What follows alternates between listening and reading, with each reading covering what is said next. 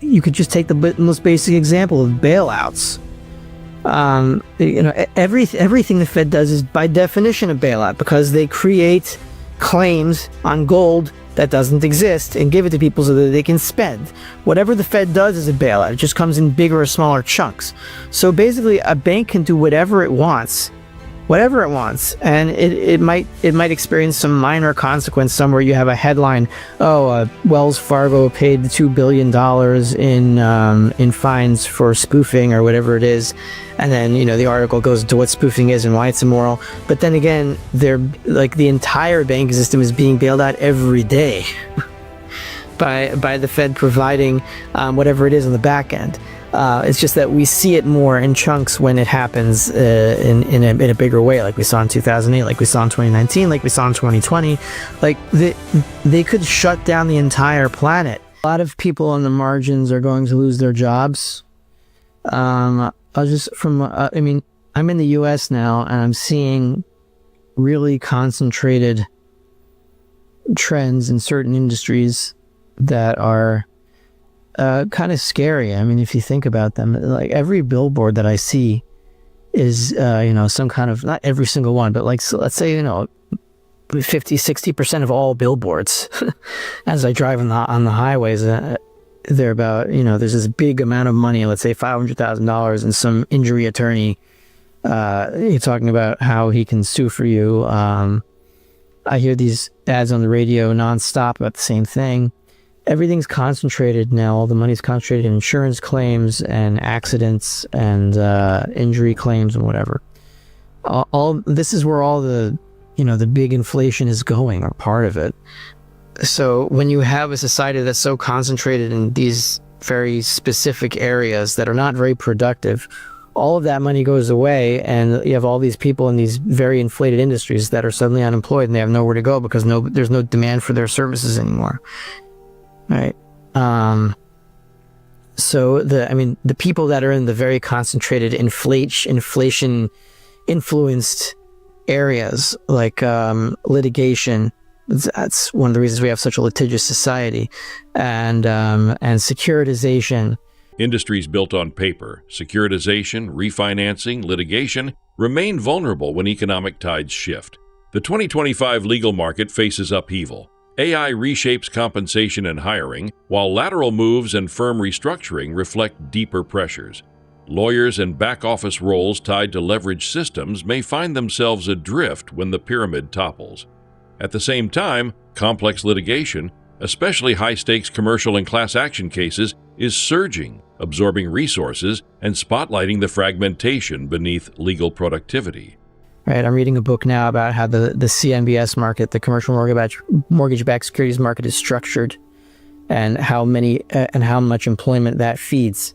So you have these, basically any profession that's involved in moving paper around to kajigger a refinancing of something to keep a pyramid going, basically somewhere in the structure, they're going to have to find something else to do, and most of them don't have any practical skill how to do anything other than manipulate the system in some way that right now is profitable.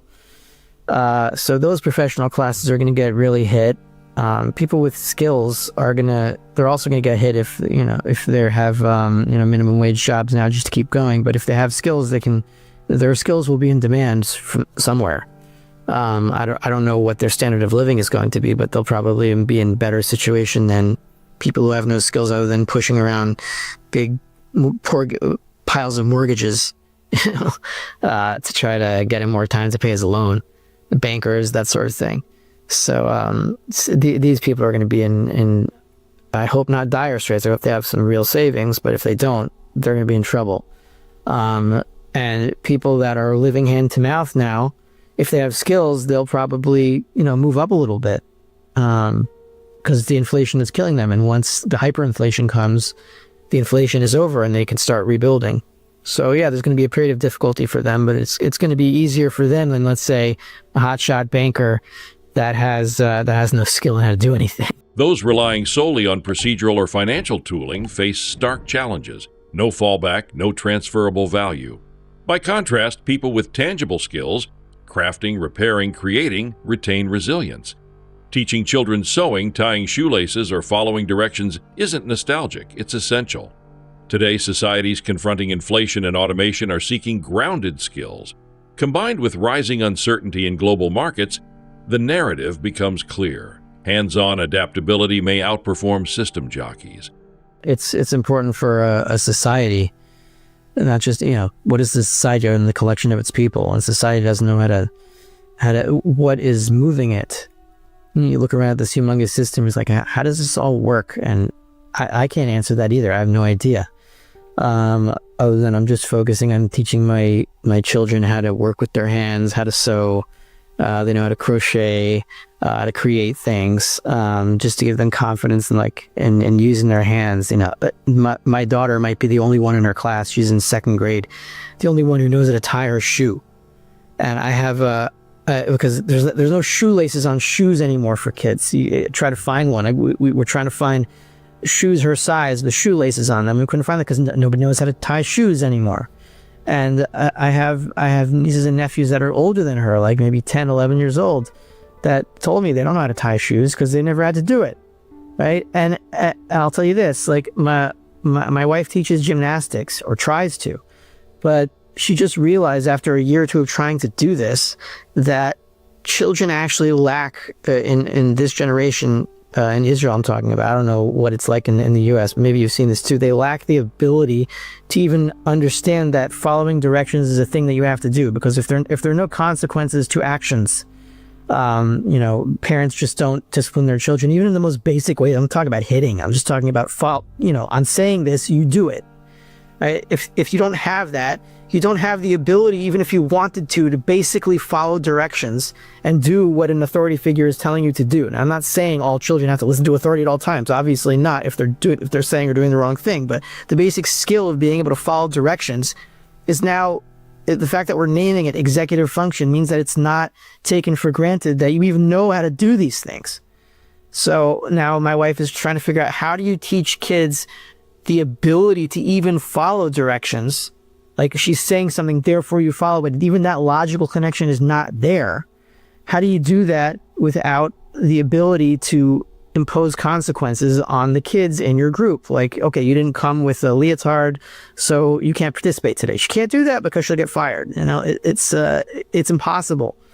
So, we have problems even deeper than people don't have any skills, or kids can't do anything. It's that kids don't even have, beyond that, the ability to understand that following directions is a thing. Beyond job loss lies a deeper crisis: action without comprehension. In classrooms and boardrooms alike, the ability to follow basic instructions is eroding. This mirrors another skill gap. Many financial professionals today don't understand what money is, or the broader consequences of incremental bailouts and monetary easing. The cumulative effect? A society running on autopilot, disconnected from cause and effect, increasingly vulnerable to structural failure. You could just take the most basic example of bailouts. Everything the Fed does is by definition a bailout, because they create claims on gold that doesn't exist and give it to people so that they can spend. Whatever the Fed does is a bailout. It just comes in bigger or smaller chunks. So basically, a bank can do whatever it wants, and it might experience some minor consequence somewhere. You have a headline, Wells Fargo paid $2 billion in fines for spoofing, or whatever it is. And then, the article goes into what spoofing is and why it's immoral. But then again, the entire banking system is being bailed out every day by the Fed providing whatever it is on the back end. It's just that we see it more in chunks when it happens in a bigger way, like we saw in 2008, like we saw in 2019, like we saw in 2020. Like they could shut down the entire planet without consequence. Not without consequence. There will be consequences, but you can delay them with inflation, or you can spread them out over a longer period of time with inflation, so they're less noticeable. Right? If there was no Fed and there were lockdowns, people would starve within days, and that didn't happen because of the money that was printed that could just flow through the system and keep it sort of kind of working so that nobody starved to death. But yeah, so if we're going to take the example of executive function with children, the bankers today, they don't even realize, they don't even know that what they're doing is, most of them don't know that what they're doing is wrong morally. They don't know what money even is anymore. They're proud of how they are handling the current pyramidal structure, which if you listen to the details of it and listen to them explain, some of them are very smart people, and most of them they're not nefarious people individually. They're not trying to hurt anybody. They're just doing what they see as the system, and they're trying to keep it in balance. So that's what they're supposed to do, but they don't know that it's wrong. Just like kids don't have an executive function because they were never taught what following directions is. Bankers don't know what they're doing because they've never been taught what money is. It's the same thing. It's just one is the entire society, the entire economic structure, and the other is one child who was never taught by his parents to listen to what they say. Global economic fault lines are widening. Forecasts suggest slower GDP growth, persistent price pressures, and heightened geopolitical risks. In the U.S., stagflation, stubborn inflation paired with stagnant growth, is no longer theoretical. Analysts fear rising tariffs, weakened currency, and policy drift could sustain inflation while undercutting recovery efforts. Investment strategies now favor inflation hedges like gold or tips as mainstream equities and rates face volatility. That is what's coming on a financial level. And I would hope that there are enough people in society, and we are at the head of it. We are at the head of that class as not just stackers, but anyone involved in anything real. There are still plenty of those people left. It's just that the people that are involved in stacking paper in the right way so the pyramid doesn't fall over, they take the headlines. It's like, technically, I guess the mainstream media is in charge of the narrative, but nobody listens to them anymore. So, there's still a lot of people thirsting for truth out there.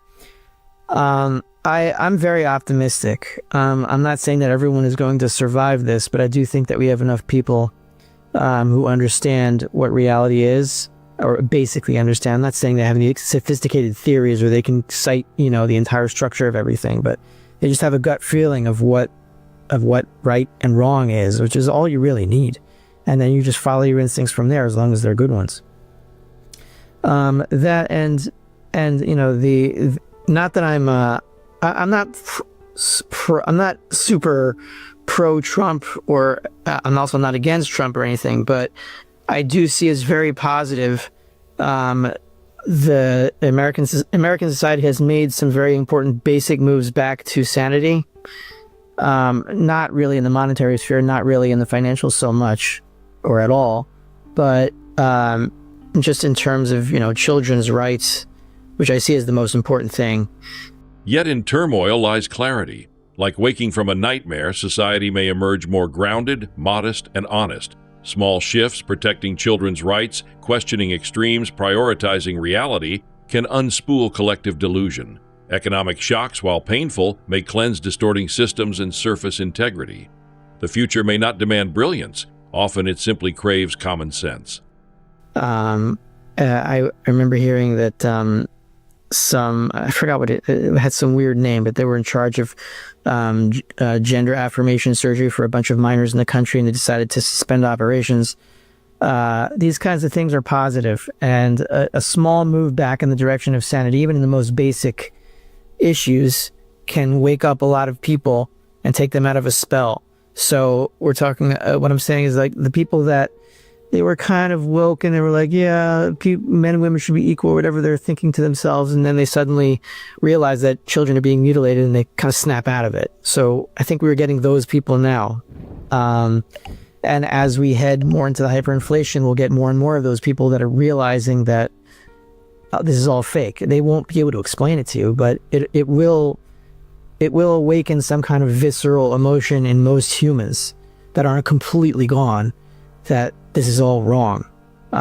Just like, like a lot of Nazi soldiers at the end of World War II, once the Russians had completed their invasion and the Americans were right there, and they were like, okay, what is this? What have we been doing? It's like waking up from a nightmare. That's what's going to happen in America. And I'm not making any equivalent. I'm not calling Americans Nazis at all. No, not anything like that. I'm just saying everyone's under some kind of nightmare, including ourselves. And though we're aware of it, we're still stuck in here. And that's all gonna clear up, and it's going to be messy, but we should be able to reorganize from there in a way that is much more modest and much more honest and a lot safer for all of us.